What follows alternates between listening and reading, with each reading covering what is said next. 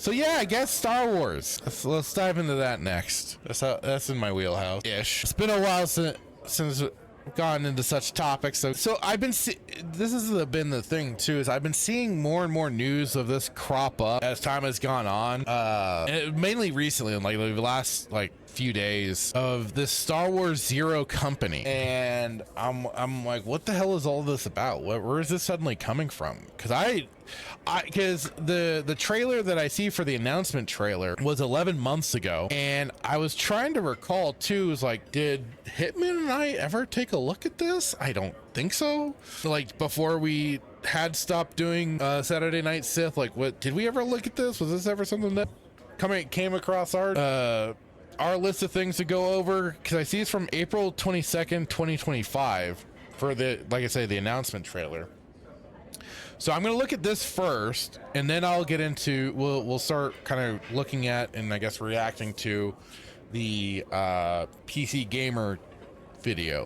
But on here, for the announced trailers, quote, there is a war you don't see, the one fought in the shadows, the war beneath the war. Command an elite squad through a gritty and authentic story set during the twilight of the Clone Wars in Star Wars Zero Company. A single player turn-based tactics game developed by Bit Reactor in collaboration with Respawn Entertainment and Lucasfilm Games. Step into the shoes of Hawks, a former Republic officer who leads Zero Company, an unconventional outfit. So what, another Bad Batch sort of group of professionals for hire hailing from across the galaxy. Hawks and Zero Company are recruited for an operation that pits them against an emerging threat that will consume the galaxy if left unchecked. To succeed, Hawks will lead a team of uneasy allies who must set aside their differences to overcome nearly impossible odds. And it will launch on PC, PlayStation 5, Xbox Series XS in 2026, so this year. Okay, well, let's head on over and we'll take a look at this. Okay, game engine footage. Wait, so this isn't, hang on, what? God dang it. Game engine footage, not all images appear in game. Okie dokie. Artichoke.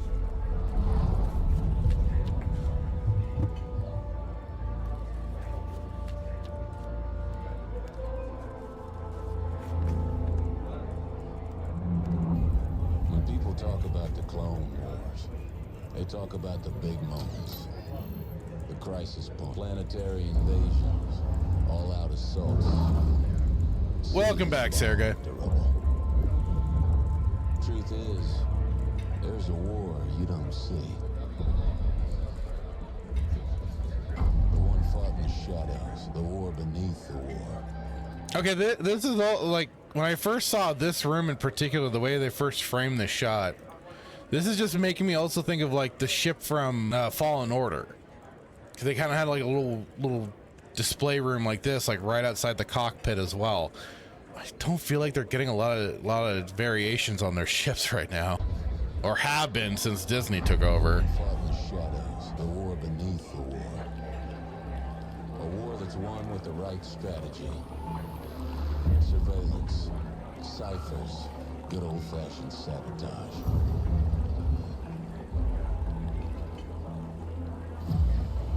These aren't the heroes they tell stories about. They're professionals.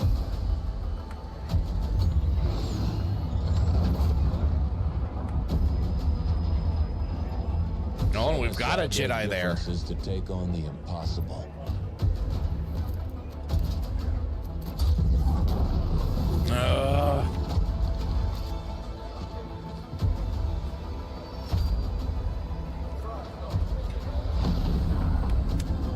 But that's the job, and they get it done.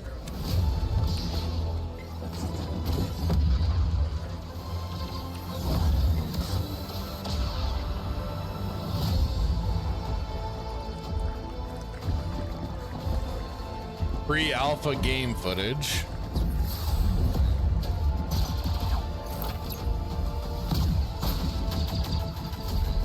Yeah, I'm seeing the XCom inspiration in this.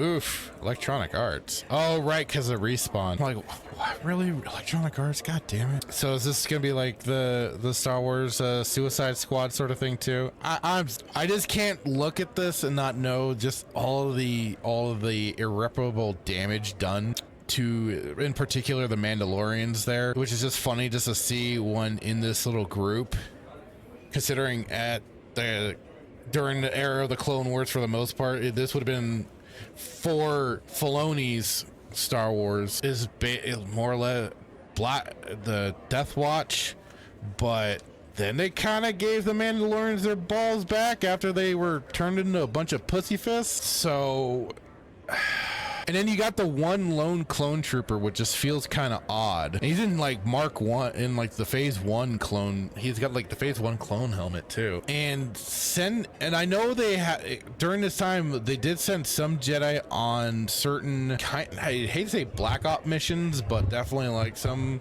covert missions, because that was originally what, oh God, I'm now blanking on his name. I'm trying to, because I know he had his time of kind of following or being under Count Dooku, and had the kind of run in with the dark side. Oh God, at least that's his original intended storyline, before he kind of got more turned into like a dude bro surfer type. Oh crap, I'm trying to look for him too. He had the dreadlocks, a yellow paint across his face. I know if I see the name, it'll pop back in, and now it's gonna drive me up a freaking wall, because I think he even had a thing with Ayla Secura for a bit. Let's see, Quinlan Voss, that's it, there we go.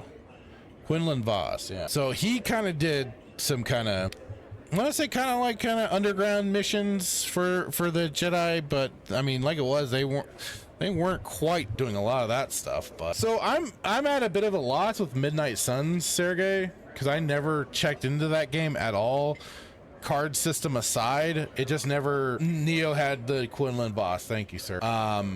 Just because it's Cape shit, it just didn't. I didn't really look into it all that deeply, so I don't know what the story is on that one. So yeah, I had my face all the way. I was looking over at my other screen trying to bring up the answer. Neo says, if you looked at chat, I had your answer way before you figured it out. Let's finish this trailer. But yeah, thank you, Neo. I appreciate you.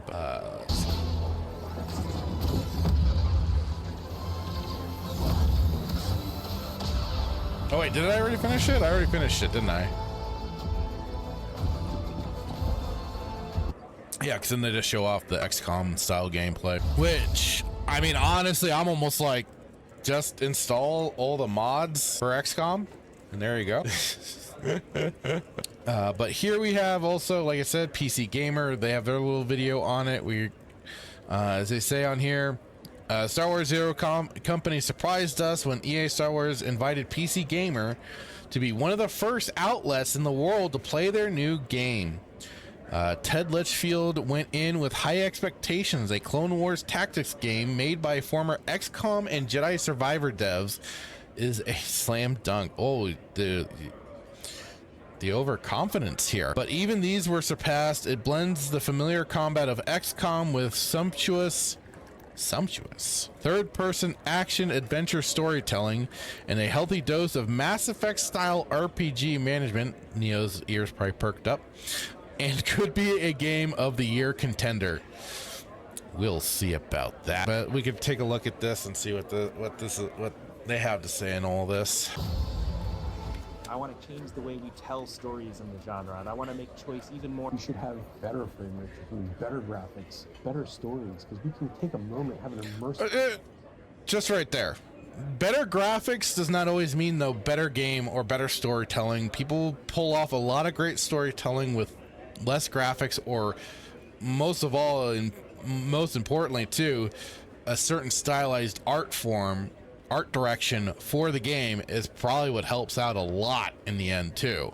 Having a great story, but most of all having great gameplay is what will be the most determining factor. So Sergey's saying, I read that as some chew nuts. This one's actually doing it, and it did, and it played. Star Wars Zero Company has been shrouded in mystery since its reveal last year, but the simple sell of Star Wars XCom is tough to beat, especially since Studio Bit Reactor boasts a ton of X for Access XCom devs led by the series' former art director Greg Fur. I came in with high expectations and they were easily cleared.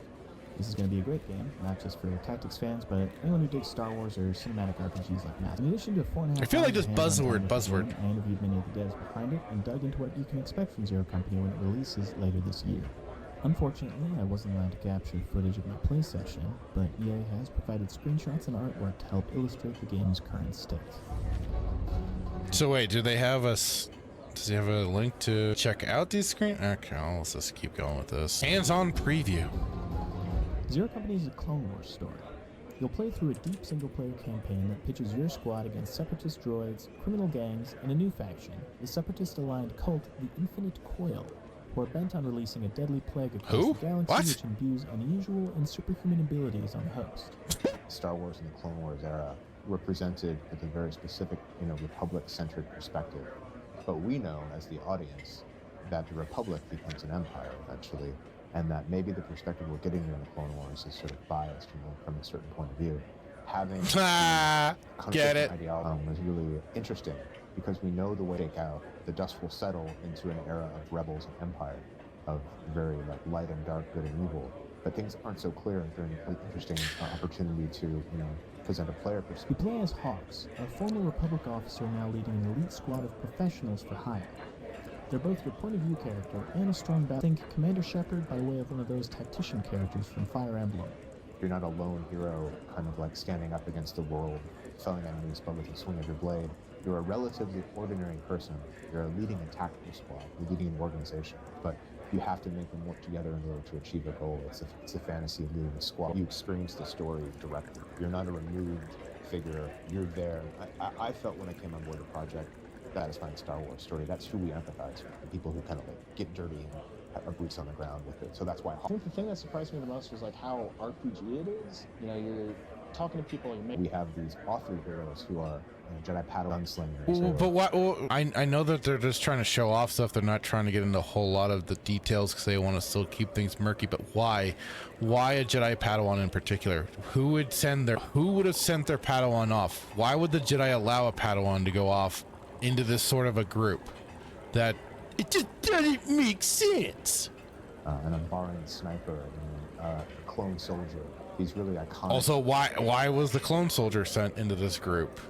Archetypes. I mean, that's kind of and so what is having. I guess that's the whole point of playing the game, but I'm just still trying to I'm trying to understand this from the outsider's perspective and knowing what I know. It doesn't make sense to me why the Jedi, and you say a Padawan, why the Jedi would send a Padawan into this sort of a situation when the Padawan is meant to be with their master, learning from them, even like it was with the Jedi commanders that became generals and stuff like that. Their Padawans were still right there beside them, learning from them on the battlefield, but with at least the protection of a Jedi master. There's no Jedi master to protect his Padawan. What the hell is going on? Because the Jedi were already protective enough of their numbers that they weren't just gonna lend them out so frivolously to other projects or other things at all. And again, Padawan always usually the masters. So what?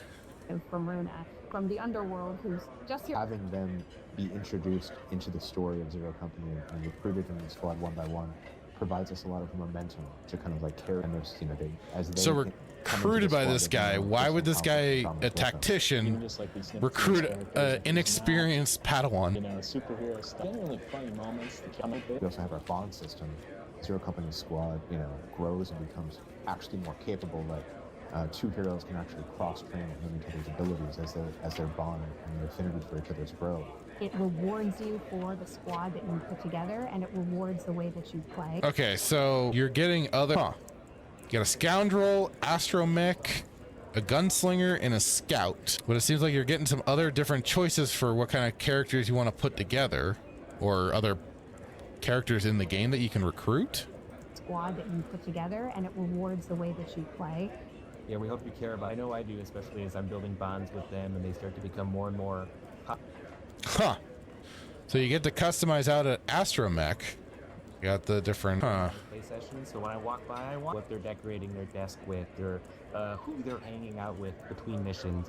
It was really critical that we allowed So they also show right down here the extra list of, I guess, recruitable characters. There's a clone guy. There's the astromech. Huh.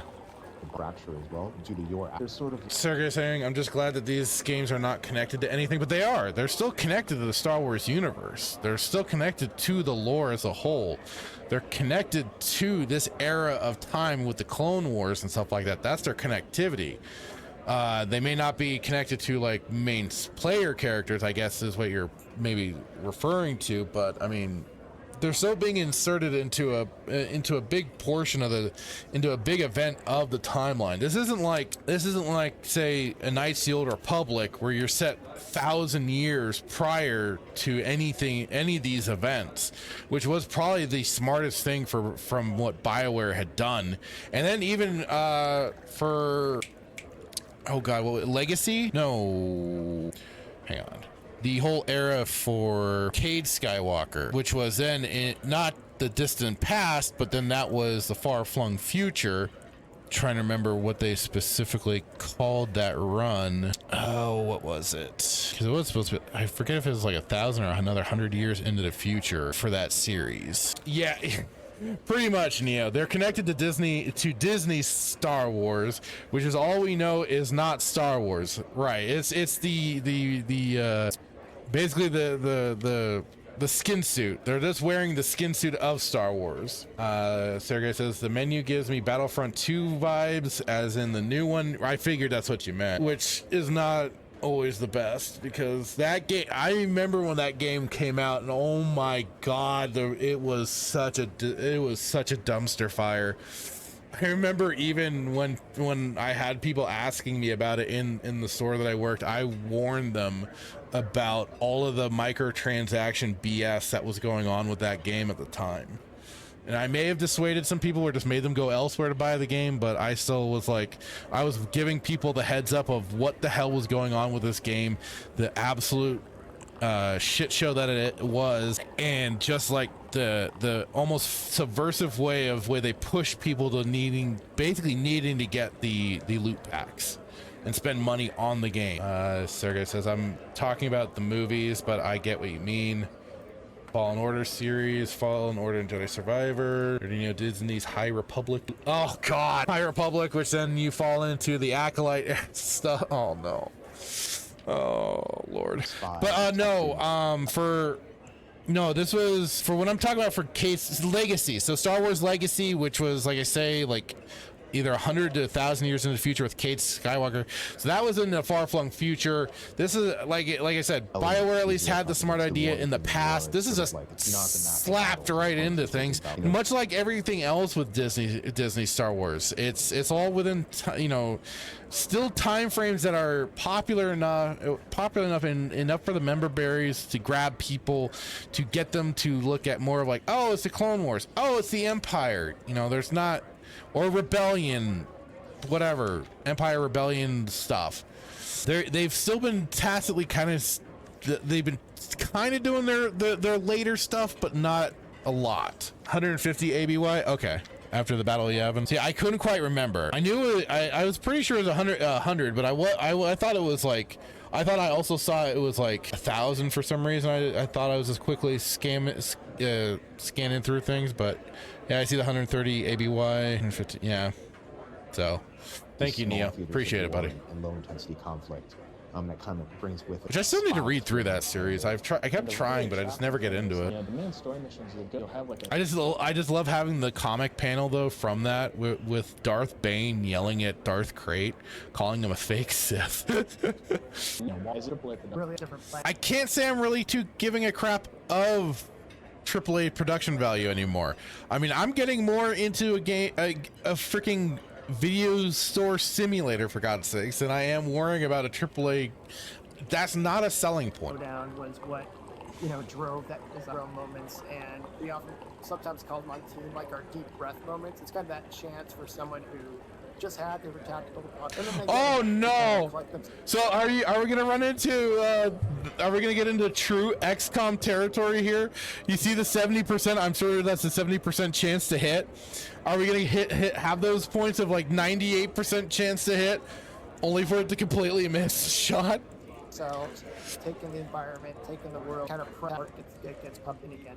And you reach a fight and it zooms on strategic view. This one's actually This innovative combination of third-person exploration, RPG storytelling, and turn-based tactics is less surprising when you learn more about who's made. While developer BitReactor is a brand new studio, the team features alumni from Respawn's Jedi series. They're a new studio, but with major backing. That's as well as Stripe. Is it, Neo? I really just got to give it a shot and read it. It says, yeah, being a AAA game now has a stigma to it. And it's unfortunate, but it's true. I mean, I would just say, you could just say like high production value. Don't say AAA game, just say like high production value. Just stick with something like that. That will have less of that, so as you say, the stigma to it than saying a AAA game. Stormtrooper, no!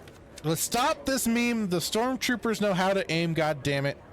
They can do it. Veterans from Firaxis. Tired of that. Founder Greg Furch spent 2 decades at Firaxis refining the turn-based tactics experience with games like XCom, Civilization, and Marvel's Midnight Suns. Oh, there's your Midnight Suns mentioned there, Sergey. And I was kind of working on what I wanted to do. And I definitely had an axe to grind with the genre. There's so Friday night and a call out of nowhere. I'm sitting in my office with the lights out and computer likes to sleep, the kids are asleep, phone rings, it's this number that I don't recognize. And for some reason I am. Hey Greg, this is Vincent Pella. How are you doing? Oh, I actually said, F. Do you think you make a Star Wars game? And I said, sure, absolutely. We want that, right? Like, this is great. Star Wars.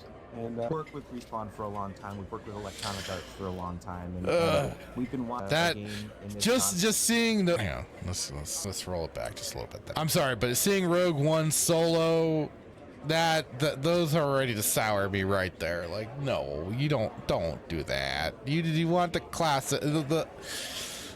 Go for even like the West End Games books for details on the weaponry and stuff like that. For especially if you're talking about RPG mechanics and stuff like that, go to those resources for God's sakes. Electronic Arts for a long time, and we've been wanting to make genre. We know tactics genre just rewards meaningful choice, and when you take that genre and you add it to a brand okay.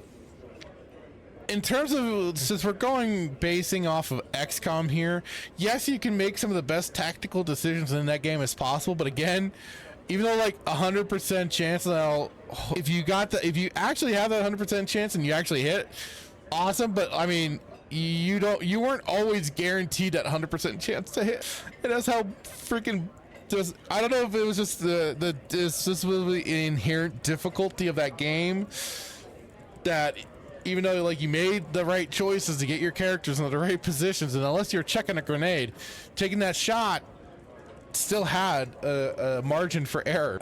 Sergey says Midnight Suns was good in terms of story and characters. The card battle system got old really fast. Oh, that's unfortunate. Drives, we knew that would be something that would make fans happy, and that's where Greg starts talking about, I want to tell stories in the genre, and I want to make choice even more in a more cinematic fashion. It's so easy for genre fans to kind of wear, oh, the art doesn't matter, the graphics don't matter, the story doesn't matter. It's all it is about. Depth doesn't cost you elegance. You can absolutely have all those other things. It's a single player game. There's not should have better frame rate, should be better than a, hang on, let me finish that. Should have better stories because we can take the camera and tell. Okay, yes, better graphics and everything is great, but I would say most importantly, what you want to do with your graphics and stuff like that is optimization.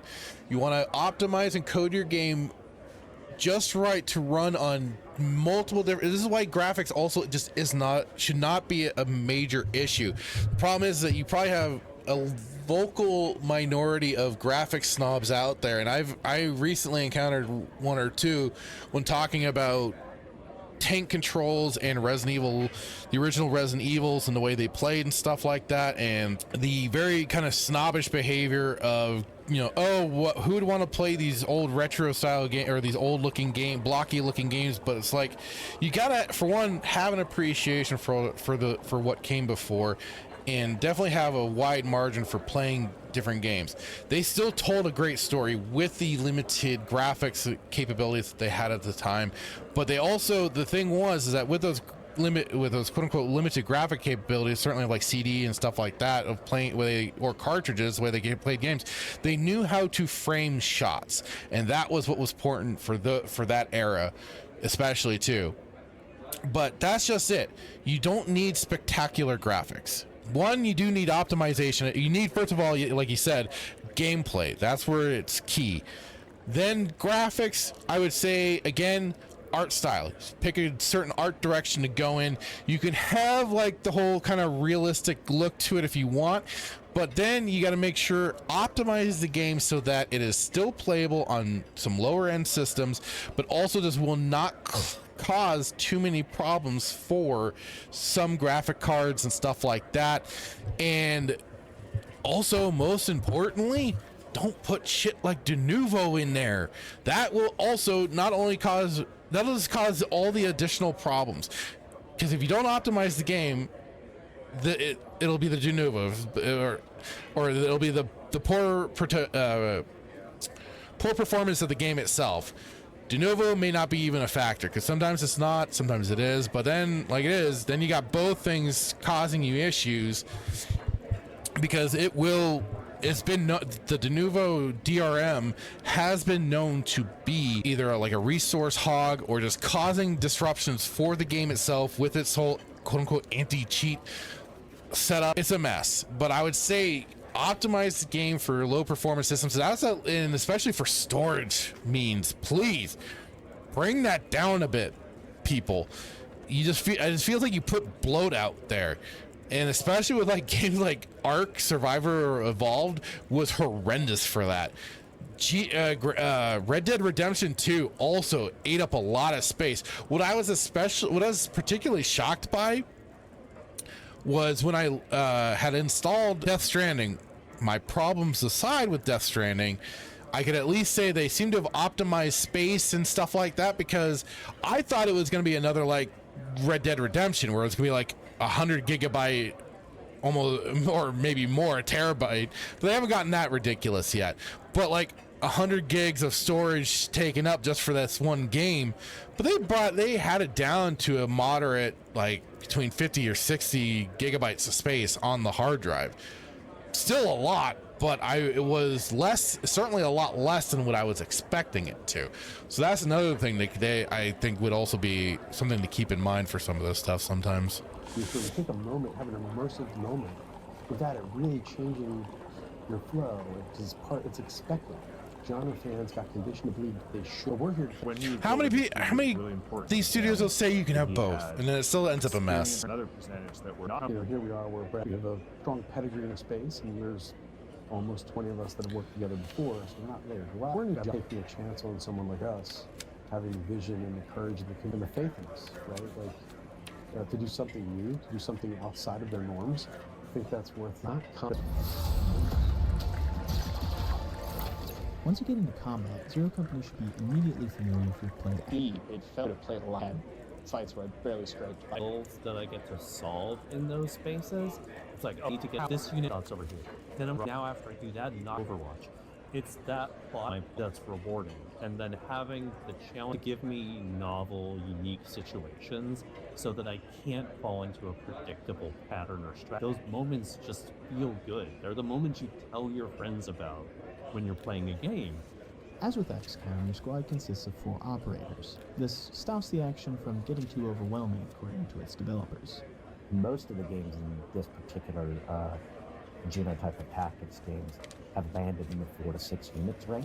If you start to go below 4 units, you walk this razor's edge where losing a unit becomes potentially catastrophic. Similarly, if you go much above 6 units, the camera needs to pull out higher. You need to see more of the battle space. There need to be more enemy units on the field, and that often results in simplifying the individual units that the player. No, it's not necessarily a bad idea to limit it, so for this I guess. type of Also, just to keep it confined. One time, they take their whole turn at one time. 4 to 6 tends to be a pretty playable place for that. It all feels So wait, super tense. and But very he just said they similar were to keeping it at 4, but is it 4? But then it says 4 to 6, so is it 4 or is it 6 or is it both? With an overpowered build of Baldur's Gate 3.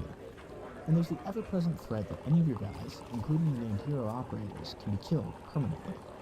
A character as beloved as Cab Uppercut, one-armed Felchi Boxer, he can just catch a blaster bolt. What? and A what? A bomb. what? Very, very aimed, and the story has to go on with him. It really heightens the emotion because now that soldier going down has a lot. You're like, do I let them? Yeah, but do you actually do things with the story to keep them feel like you don't want to lose them too? 4 years old watching Obi-Wan Kenobi die, right? Like, also, like, as a developer, push through. Like, what's on your feel? Did he actually say save scum? Hang on. Let me. I gotta. See, he did say save scum. Harder with the genre, it's not game over. If you want to have a Star Wars story-driven experience with a cast of really well-realized, authored characters that we poured a lot of love into, it's there for you. But if you want to roll with your own team, you can absolutely do that as well, and you spare no expense to try and make that, just as satisfying as possible. This degree of customization and squad makeup allows for some unusual builds. The astromech droids in the game are support units with extra utility slots for grenades and the like, and designer James Brawley is very passionate about squads consisting solely of R2's D2. I always wanted astromechs to be a... Well, you're only showing us that one panel though of the Zabrak customize what they do show, but you aren't showing us fully all the customization. Give us a little more than that. Come on. Special place as the king of support units, basically. One of my fondest gaming memories was going back to the original Final Fantasy and playing through the entire game with 4 white mages, which made the game phenomenally difficult in the first 4 to 5 hours of gameplay. But then eventually, it turns out that that's actually an incredibly powerful solution to almost every problem. So, always in the back of my head, I was like, what if you play through the game with 4 astromechs? Well, there's a little tip for you. To be possible, it's going to be pretty interesting because a lot of your combat capabilities, if you do that, are going to be defined by your ownership of the utility items in the game and which ones you can bring on the squad. That's where all of your offensive case. Zero Company is great if you've been craving something to hit that XCom 2 sweet spot. Your wait will soon be. But what really surprised me was Bit Reactor's emphasis on storytelling and presentation, all without sacrificing any of that tactical depth. I think that combination is going to really push this game over the top and make it one to watch later this year. For all things Star Wars Zero Company, head over to PCGamer.com, and for more previews of the latest upcoming games, subscribe to PC Gamer here. I don't know. To me, like Nerdy Neo already kind of pointed out, this is Disney Star Wars. This is not Star Wars. This is not legit Star Wars. This is skin suit Star Wars. We've said this before. I know I've said it before plenty on Saturday Night Sith when Hitman and I would talk about these things, and there's a part of me that kind of looks at go, and I won't lie and say I will not be going near this game. I may do the old try before, the whole try before you buy sort of thing. I'll rent the video. I'll rent it, just because XCOM 2 is a game I've thoroughly enjoyed before in the past, but again, this is I don't see the logic behind the choices if what they are saying is what some of these characters are. Like I say, in particular, the whole Padawan thing, that's what definitely has me like raising an eyebrow of like, what the hell are you doing? So but the whole tactics thing, it makes me kind of curious of what they're doing with it. But I mean, it's not a new form of storytelling, because considering they're already this being compared to storytelling of Mass Effect, or at least that's certainly their big example. I'm guessing probably because EA and everything. So like I said, I can't say I'm gonna be, but it like, what was it that Hitman and I looked at?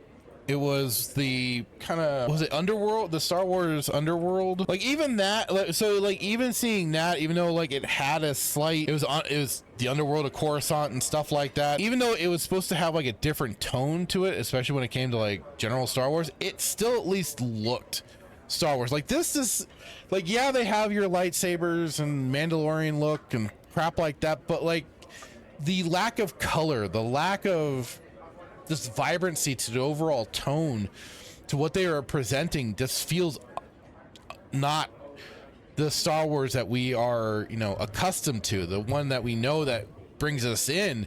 Like even, when you play things like Jedi Outcast, Dark Forces 2 and stuff like that. This still has the feeling and appeal of Star Wars. Even Force Unleashed, Knights of the Old Republic, all those sort of old games that came before, they still had that feel, that Shadows of the Empire, that feel and experience of playing a Star Wars game, the Star Wars story being part of that universe, even some that's, you know, veered outside of what you generally knew. It was there. I just don't always quite feel it. Yeah, like it is. Even installing random mods for XCOM 2, I'd feel more akin to going like, oh, this would feel like a Star Wars experience. Nerdineo says, I will say I'm interested in Galactic Racer. I think I would need to see more of that before I would like go, yeah, I'm in, or I'll check it out. I know it's like kind of the Destruction Derby sort of. Was it Burnout people were comparing it to? So I don't know. Like I said, I can't say I won't ever not play it. I've learned my lesson with crap like saying stuff like that, but it's really like it is. I have way too many questions. It makes me really puzzled about it for certain choices. So here is even just a really quick, this will probably be what we're gonna, you know, some of the stuff we're wrapping up with here. But so everything you need to know about Star Wars Zero Company, which we basically got a lot of the gist of from that video. So it looks like you're a custom protagonist in Zero Company Hawks, who is also a mandatory unit in story missions. They're a disgraced Republic officer getting by in a galaxy at war, accompanied by their Clone War buddy Trick. Zero Company itself is a Star Wars A-team doing covert mercenary work for the highest bidder, but with a heart of gold. Naturally, the story introduces a number of authored squad mates who resemble BioWare companions. They are really heavy on BioWare, Mass Effect, and stuff like that. But they did, you know, XCOM, but still, like, that's what they're really leaning into. So the Trick is the clone commando, Cab Uppercut, the cyborg boxer, Cly Cuervo, the Mandalorian mercenary, Luco Bronk, Umbaran sniper, Jay Mordant, ousted nobility, and Tel Rhea Vokos, Jedi Padawan. I feel like I've seen that design for the Jedi before, but again, like I say, so this confirms that they're a Jedi Padawan. I know some.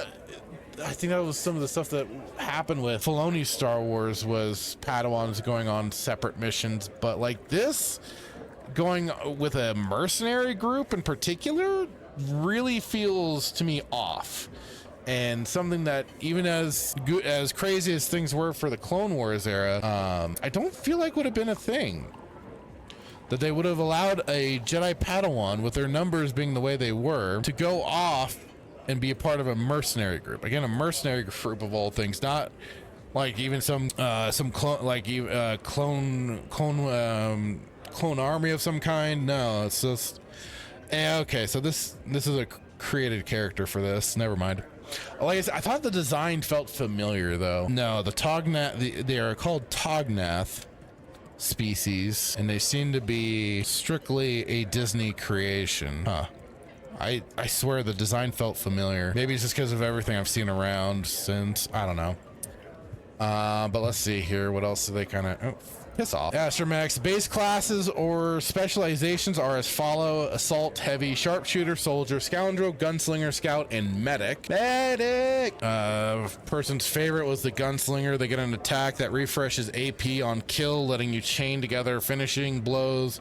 Hawks and fully customizable XCOM style mercenary characters also get their pick of Star Wars alien species.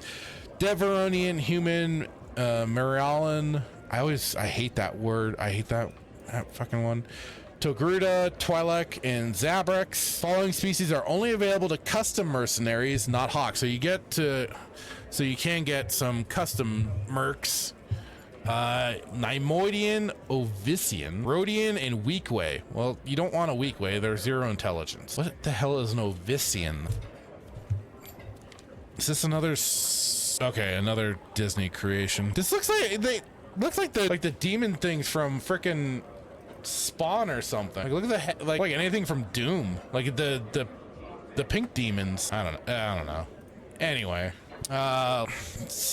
the holo table, HQ research. Oh, so that's where you do all your upgrades and stuff like that. As it was, we got all the other information on what the lethality is. You could lose the characters at any given time. Again, like I said, it has that appeal to me just for the XCOM gameplay, but I mean, I'm just looking at it like this then. Like, I could just fire up XCOM, install it, and install Star Wars mods that they have. You can even get Jedi and Sith, basically.